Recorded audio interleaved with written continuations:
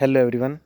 Eighth class का जो third lesson था संश्लेषित रेशा और प्लास्ट है उसको नेक्स्ट है जो कि एक संश्लेषित रेशा भी छोटी इकाइयों से जोड़कर बनाई गई एक श्रृंखला है।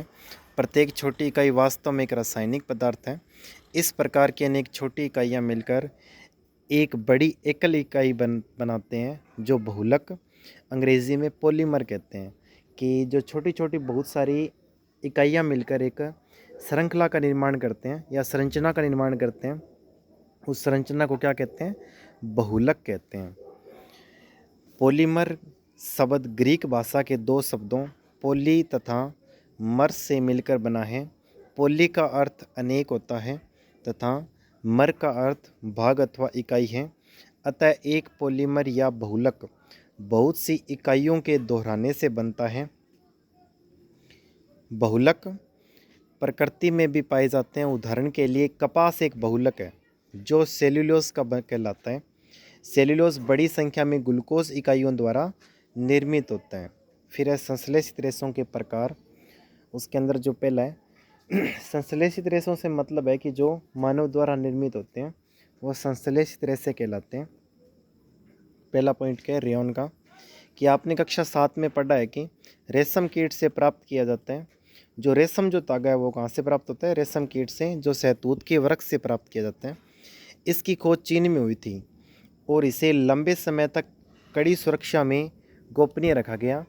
रेशम रेशे से प्राप्त कपड़ा बहुत महंगा होता है, परंतु इसकी सुंदर बनावट ने प्रत्येक व्यक्ति को मोह लिया है। रेशम को कृत्रिम रूप से बनाने के प्रयास किए गए।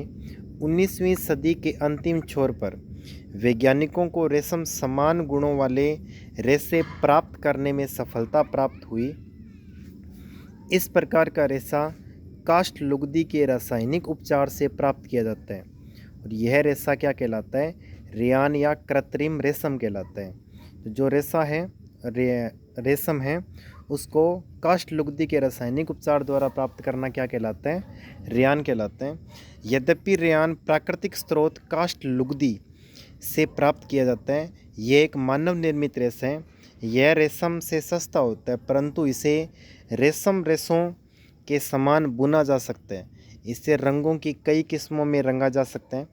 कि मतलब कि जो हमने ये रेयान प्राप्त किया है इसको विभिन्न भिन्न रंगों में क्या करके कलर प्रदान करके इससे नए नए वस्त्र हम बना सकते हैं।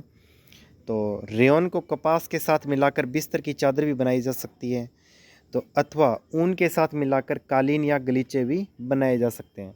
मतलब कि इस रेयान को किसी अन्य भी मतलब कि रेशों के साथ मिक्स करके अन्य कई प्रकार के वस्त्र या चादर कुछ भी बनाया जा सकता है। जिस प्रकार से इसमें लिखा हुआ है कि रेयन को कपास के साथ मिलाकर बिस्तर बनाए जाते हैं और ऊन के साथ मिलाने से कालीन या गलीचे का निर्माण। ये प्रकार आप इस प्रकार से गलीचे का निर्माण आप देख सकते हो कि रेयन द्वारा निर्मित है ये। उसके बाद है नाइलॉन। नाइलॉन एक अन्य मानव निर्मित रेशा